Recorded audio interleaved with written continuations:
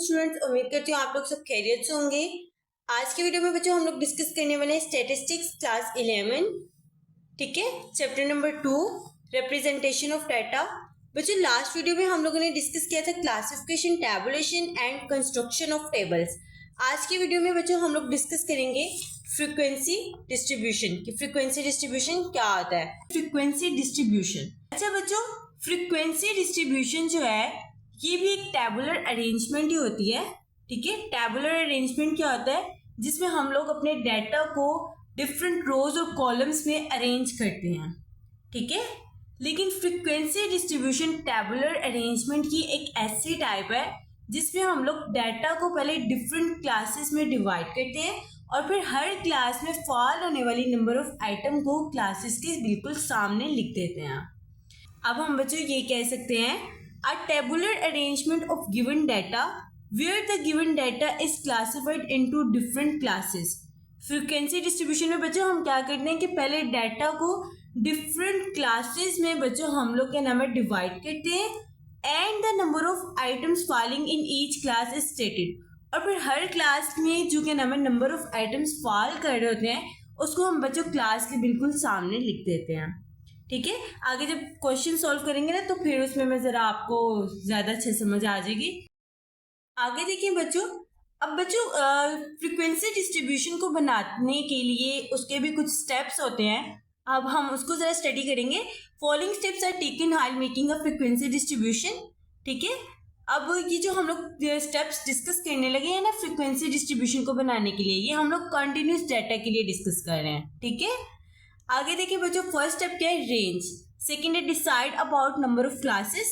Third है decide about width of the class. 4 point हमारा क्या है? Decision about the starting point of first class. 5 the concept of telling marks. अब हम इसको जरा डिटेल में डिस्कस करते हैं। फर्स्ट पॉइंट हमारा बच्चों क्या था? रेंज। अच्छा बच्चों, रेंज क्या होता है?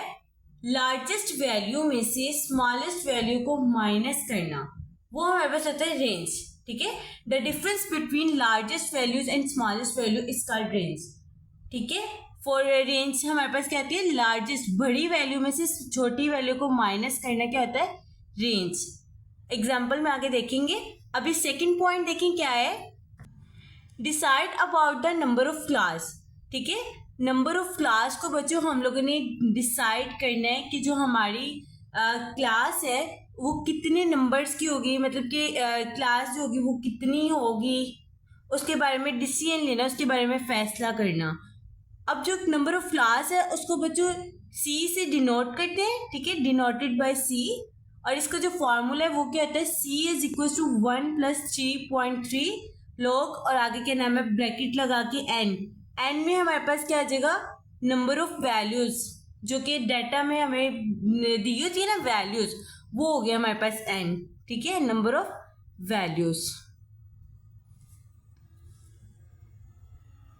या बच्चों इसका जो दूसरा फॉर्मूला है, एक तो ये फॉर्मूला होता है सी is equal to 1 + 3.3 log n, और दूसरा फॉर्मूला ये भी है एक सी इज इक्वल टू √n। इस तरह से भी हम लोग क्या नाम है नंबर ऑफ क्लासेस जो हैं वो फाइंड आउट कर सकते हैं। अप्रोक्सीमेटली का मतलब क्या होता है बच्चों? जैसे अब हम लोग c की वैल्यू निकालते हैं फॉर्मूला में, हम जितने हम एक क्वेश्चन को सॉल्व कर रहे हैं, वैल्यूज हमारे पास आई हुई हैं, हम लोग वैल्यूज n की जगह पे वैल्यू लिख देते हैं। फॉर एग्जांपल कोई भी आप लिख लो 2, 3, उसको आप सॉल्व करते हो तो c जो है हमारे पास जो नंबर ऑफ क्लासेस है उसका आंसर अगर आ जाता है बच्चों, फॉर एग्जाम्पल, ठीक है, एग्जाम्पल के फॉर्म में आंसर क्या आ जाएगा? c का आंसर आ जाता है 2.2। अब मैं 2.2 नहीं लिखूंगी, मैं क्या करूंगी? या तो इसको 2 कर दूंगी या फिर मैं इसको क्या करूंगी कि 3 कर दूंगी, या तो पूरा 3 लिख दूंगी या फिर पूरा 2 लिख दूंगी। तो इस चीज को बच्चों अप्रोक्सीमेटली बोलते हैं, ठीक है। आगे बच्चों देखिए हमारे पास थर्ड पॉइंट हमारा क्या है बच्चों? Decide about width of class. Class की बच्चों विड्थ के बारे में डिसाइड करना है कि जो हमारे पास विड्थ है वो कैसे होगी। अच्छा बच्चों, क्लास की विड्थ को फाइंड करने के लिए हमारे पास जो साइन होता है ना, मतलब कि हम जो डिनोट करते हैं वो किससे करते हैं? इसको h से करते हैं, ठीक है। आगे देखिए h is equal to range over number of classes. आप ये कह सकते हो कि फर्स्ट स्टेप और क्या नाम है रेंज और डिवाइडेड बाय हम लोग second step number of classes, इसको हम लोग डिवाइड करेंगे तो मतलब कि हमारे पास क्या आ जाएगी, एच आ जाएगी। H is equal to R over C, और एच हमारे पास क्या है, number width of classes.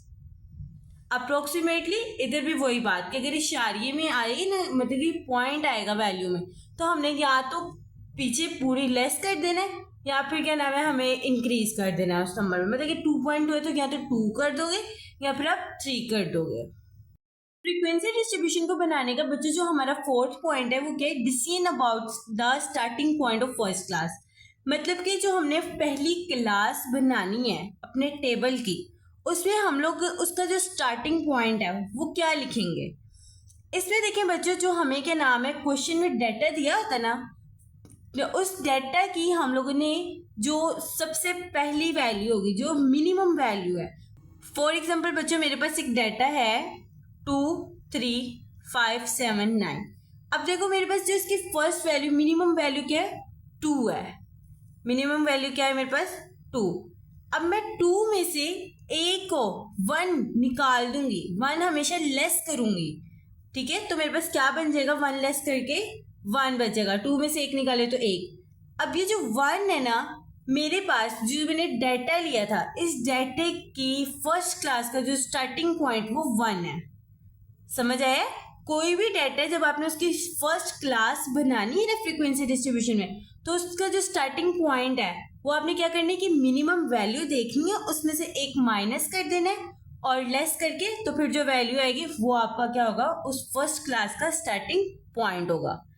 Next देखिए बच्चों के कॉन्सेप्ट ऑफ टैली मार्क्स, जो हमारा 5th पॉइंट है फ्रीक्वेंसी डिस्ट्रीब्यूशन को बनाने का, वो क्या है, कॉन्सेप्ट ऑफ टैली मार्क्स। आगे में जो देखो हमारी बुक की एग्जाम्पल है, एग्जाम्पल 2.1। अब उसमें वो क्या कह रहा है कि एक स्टूडेंट है, स्टूडेंट की हाइट का डाटा है हमारे पास। 30 स्टूडेंट्स है, कितने 30 स्टूडेंट्स है और उनकी हाइट मेजर की है। अब डिफरेंट स्टूडेंट्स की हाइट जो है वो डिफरेंट है, तो वो उसने हमें दी हुई है, ये आपको नजर आ रहा है, ठीक है। ये 91, 89, अब ये 30 ही होंगी वैल्यूज, ठीक है। 30 स्टूडेंट की डिफरेंट हाइट की वैल्यूज ने दी हुई है। अब हमने जो फ्रीक्वेंसी डिस्ट्रीब्यूशन के मेकिंग पॉइंट्स हमने 5 पढ़े ना, range, number of classes, number of width of class, तो वो हम लोग देखते हैं। अब इसके बच्चों हम लोग रेंज कैसे निकालते हैं। रेंज हम लोगों ने पढ़ा था कि रेंज का फॉर्मूला क्या होता है, पीछे हम लोगों ने डिस्कस किया था रेंज को, कि मैक्सिमम वैल्यू में से मिनिमम वैल्यू को माइनस करना है।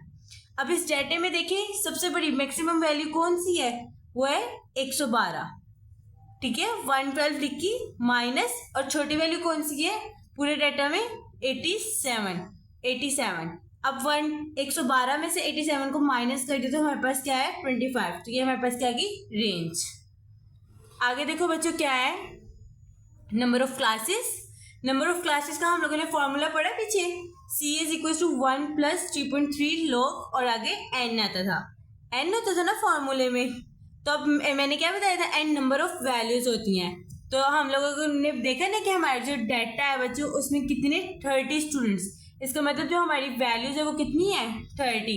तो यहाँ पर बच्चों क्या नाम है, हमारी नंबर ऑफ क्लासेस n की जगह पे क्या आएगा 30। बाकी इसका लॉग लेंगे, लॉग लेकर ये हमारे पास वैल्यू आएगी 1.4771, इसको 3.3 से मल्टीप्लाई करवाएंगे, जो वैल्यू आएगी और उसमें +1 कर देंगे, तो हमारे पास क्या आएगा 5.874443। और ये बच्चों हम लोगों ने पढ़ा था ना कि हमने अप्रोक्सीमेटली या तो 5 कर देना है या फिर 6 कर देना है, मतलब कि पॉइंट में वैल्यू नहीं लिखनी, तो हम लोग क्या करेंगे इधर 6 कर दिया। आगे देखिए बच्चों थर्ड पॉइंट क्या है, विड्थ ऑफ क्लास इंटरवल। तो हमने ये पढ़ा ना विड्थ ऑफ क्लास इंटरवल, जिसे हम डिनोटेड बाय h से जाहिर करते हैं, h इज इक्वल टू, ठीक है, ये यहीं पे h इज इक्वल टू, इसका फॉर्मूला हम लोगों ने क्या पढ़ा था, range over number of classes. जब हम लोगों ने रेंज निकाली है वो क्या है, ये h is equal to range हमारे 25 है, नंबर ऑफ क्लासेस हमारे पास कितने हैं 6, तो 25 को 6 पे डिवाइड किया 4.167 आ गया, अप्रोक्सीमेटली जब किया तो वो क्या बन गया 5, तो ये हमारे पास क्या आ गया विड्थ ऑफ क्लास इंटरवल। आगे देखिए बच्चों नेक्स्ट हमारे पास 4th स्टेप क्या होता है, हमारा होता है decision about the starting point of first class. तो ये भी मैंने आपको बताया था कि जो हमारी फर्स्ट क्लास होती है उसका हम लोगों ने स्टार्टिंग पॉइंट क्या लिखना होता है। हम लोग अपनी मिनिमम वैल्यू देखते हैं। मिनिमम वैल्यू ऑफ डाटा की मेरी क्या थी 87 मैंने लिख ली। So we start the first class from 86। मैंने बताया था ना कि मिनिमम वैल्यू में से माइनस कर देना 1 और फिर हमारे पास जो आएगी वैल्यू 86 आ गई, जैसे कि वो हमारी क्या होगी फर्स्ट क्लास का जो हमारे पास स्टार्टिंग पॉइंट है वो हो जाएगा। ठीक है, तो 86 हमारा स्टार्टिंग पॉइंट है पहली क्लास का।